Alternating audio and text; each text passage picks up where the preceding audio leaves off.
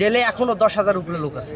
মানে জেদ্দা সফর জেলে এখনো 10,000 লোক আছে। 10,000 উপরে লোক আছে, বাঙালি আছে। আচ্ছা আচ্ছা। জেদ্দা সফর জেলে 51 নম্বর রুমে একটা হার্টের রোগী আছে, মরমর অবস্থা।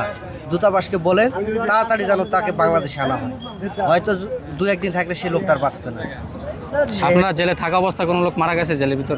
একজন মারা গেছে। কি সমস্যা ছিল তার? হার্ট অ্যাটাক করে মারা গেছে, স্ট্রোক করছিল। স্ট্রোক করে মারা গেছে।